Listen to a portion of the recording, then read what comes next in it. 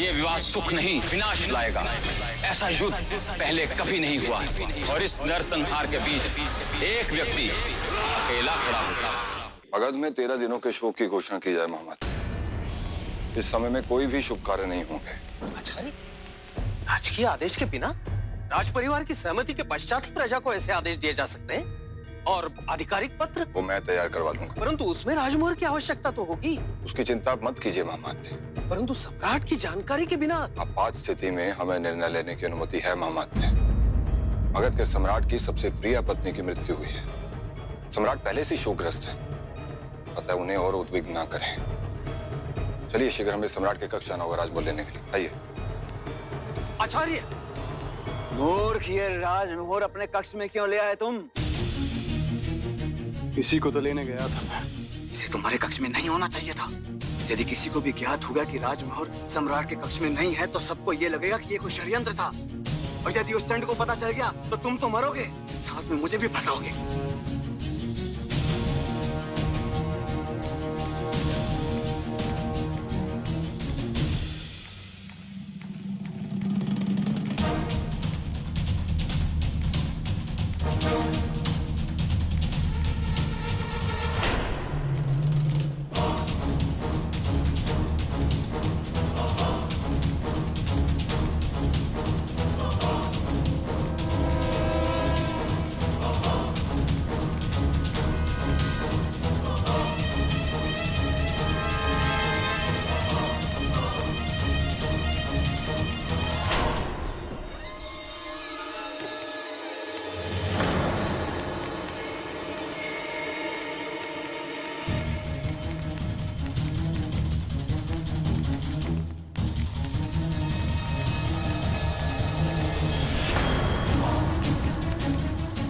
आचार्य, मुझे अभी भी लग रहा है कि राजमोहर लेने से पूर्व हमें सम्राट को सूचित करना आवश्यक है।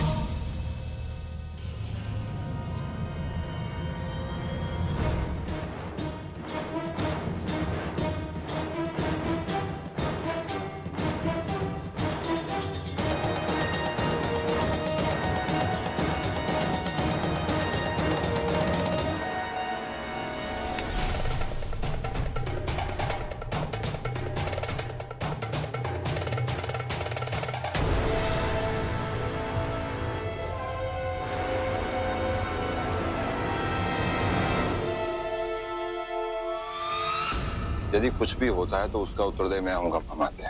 आप चिंता ना कीजिए। आइए।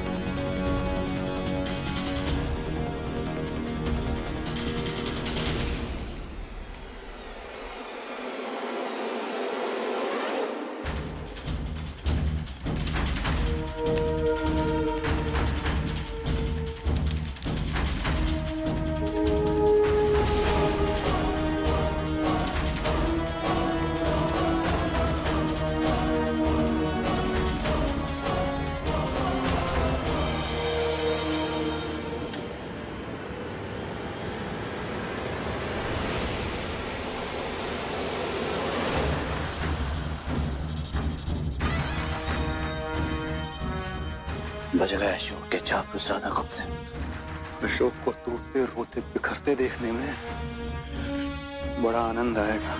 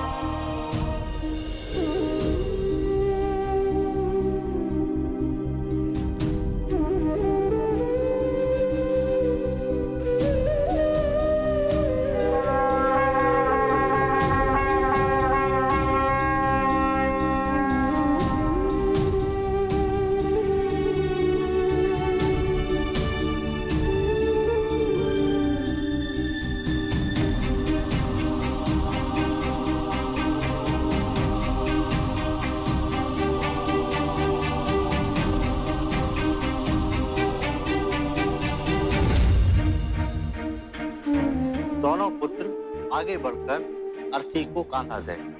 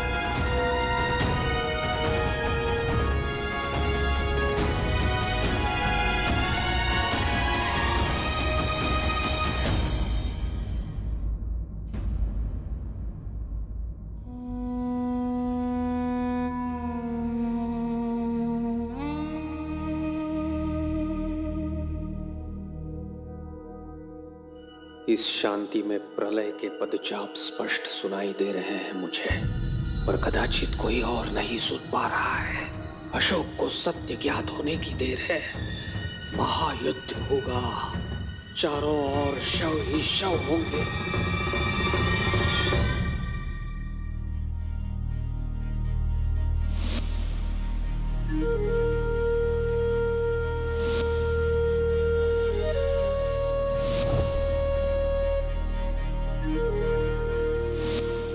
राजभवन की दहलीज लानते ही मेरा आपसे और आपके इस नवजात पुत्र से कोई भी संबंध नहीं होगा।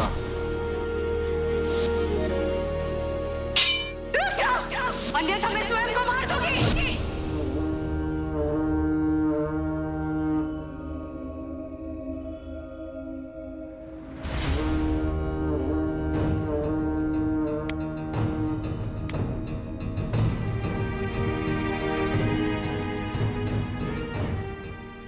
तुम्हें अनेक बार मैंने दुख पहुंचाया, ठेस पहुंचाई। सोचता ही रह गया कि एक दिन तुमसे क्षमा मांगूंगा, तो विलंब हो गया धर्मा, क्योंकि क्षमा करने के लिए अब तुम नहीं हो धर्मा, और यही मेरे लिए उपयुक्त दंड है।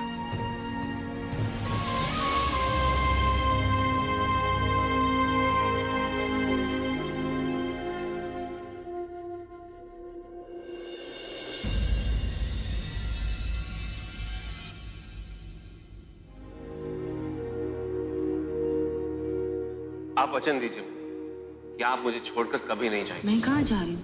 तुम्हारा विवाह हुआ है, इसका अर्थ ये तो नहीं कि मेरा सारा दायित्व समाप्त हो गया।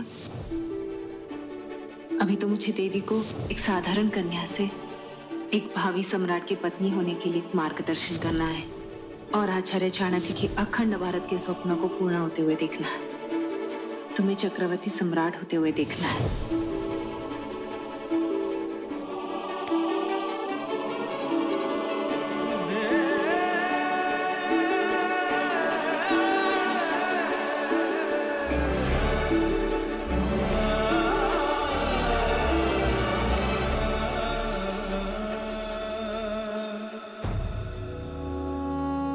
वचन दो मुझे कि अशोक और देवी को सदैव प्रसन्न रखोगे, देवी के साथ रहोगे, अशोक के साथ रहोगे सदैव।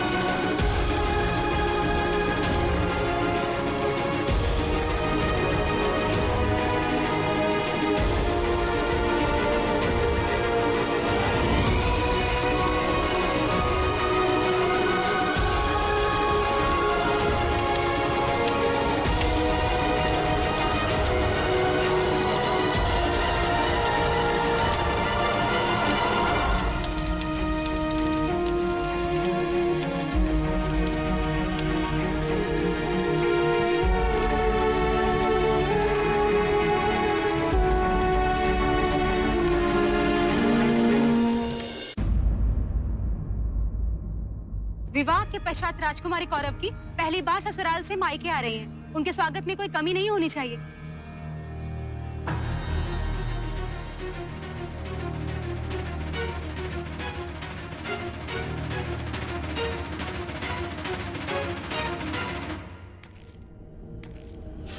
बंद करो ये सब। कोई विवाह नहीं हुआ।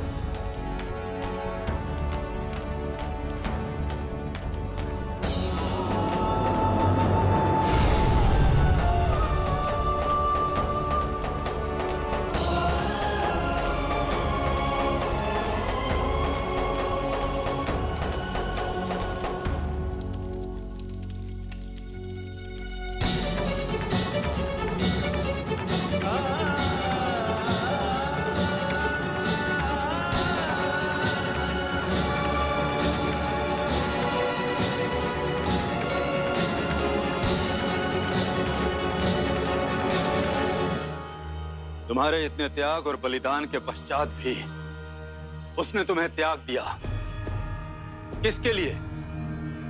अपने मगध के लिए।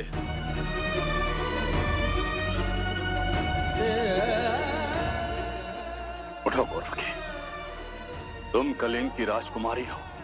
कलिंग के प्रति तुम्हारे कुछ कर्तव्य है, इसलिए आज से कलिंग ही तुम्हारी प्राथमिकता होनी चाहिए, क्योंकि यहाँ के लोग, यहाँ की भूमि तुम्हारी अपनी है। अपने व्यक्तिगत दुखों से बाहर निकलो पुत्री, क्योंकि मैं नहीं, समस्त कलिंग जानता है कि मेरी पुत्री एक वीरांगना है। इसलिए कलिंग का उद्धार ही एकमात्र लक्ष्य होना चाहिए तुम्हारा।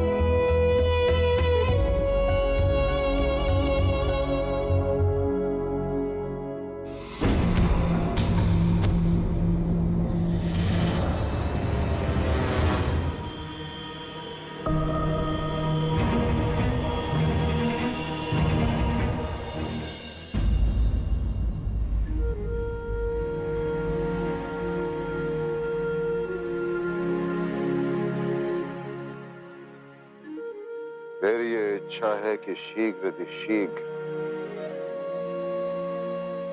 धर्मा की एक मूर्ति बनाई जाए। अवश्य सम्राट, इस कार्य हेतु हम सबसे अच्छे शिल्पकार को नियुक्त करेंगे। ना ही बिंदुसार को कोई सुध है माँ, और ना ही अशोक यहाँ है।